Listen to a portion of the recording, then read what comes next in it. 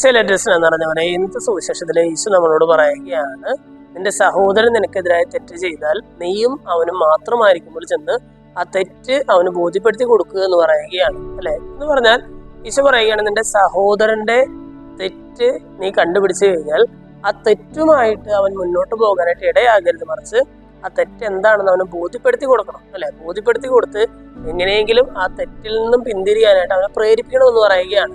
ഇത് സഹോദരനുമായിട്ടുള്ള ഒരു ബന്ധത്തിന്റെ പുറത്താണ് ഈശോ ഇതെല്ലാം സംസാരിക്കുന്നത്. ഇത് ലേഖനഭാഗത്തിലെ യോഹന്നാൻ ശ്ലീഹ 1-ാം ലേഖനമാണ് നമ്മൾ വായിച്ചു കേട്ടത്.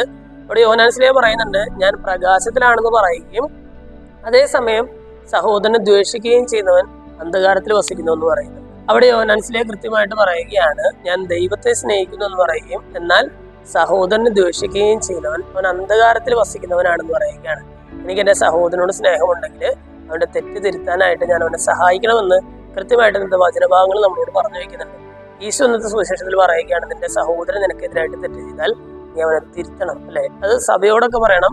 പരമാവധി എങ്ങനെയൊക്കെ നിനക്ക് തിരുത്താൻ പറ്റുമോ അങ്ങനെയൊക്കെ നീ ട്രൈ ചെയ്യണം എന്ന് ഇന്നത്തെ സുവിശേഷത്തിലൂടെ ഈശോ നമ്മളോട് പറയുകയാണ്. എന്നിട്ട് ഈശോ പറയുകയാണ്, നിങ്ങൾ ഭൂമിയിൽ കെട്ടുന്നതെല്ലാം സ്വർഗത്തിലും കെട്ടപ്പെട്ടിരിക്കും, നിങ്ങൾ ഭൂമിയിൽ അഴിക്കുന്നതെല്ലാം സ്വർഗത്തിലും അഴിക്കപ്പെട്ടിരിക്കും എന്ന് പറഞ്ഞാൽ എന്താണ്? അത് കുമ്പസാരത്തെ കുറിച്ചുള്ള ഒരു വചനഭാഗമാണ്. അല്ലെ? കുമ്പസാരക്കൂട്ടില് വൈദികൻ കെട്ടുന്നതെല്ലാം സ്വർഗത്തിലും കെട്ടപ്പെട്ടിരിക്കും, കുമ്പസാരക്കൂട്ടിൽ വൈദികൻ അഴിച്ചു കളയുന്ന ബന്ധനങ്ങളെല്ലാം സ്വർഗത്തിലും അഴിക്കപ്പെട്ടിരിക്കും എന്ന് പറയുന്നത്. ചുരുക്കത്തില് ഇന്നത്തെ 2 വചനഭാഗങ്ങളും വായിച്ചു കഴിയുമ്പോൾ നമുക്ക് കിട്ടുന്ന ഒരു കൺക്ലൂഷൻ ഇതാണ്, എൻ്റെ സഹോദരൻ ഞാൻ സ്നേഹിക്കുന്നുണ്ടെങ്കിൽ അവൻ തെറ്റിൽ നിന്നും പിന്തിരിഞ്ഞു വരാനായിട്ടുള്ള എല്ലാ കാര്യങ്ങളും ഞാൻ ചെയ്യില്ല. അതിനുള്ള നല്ല വഴി ഏതാണ്?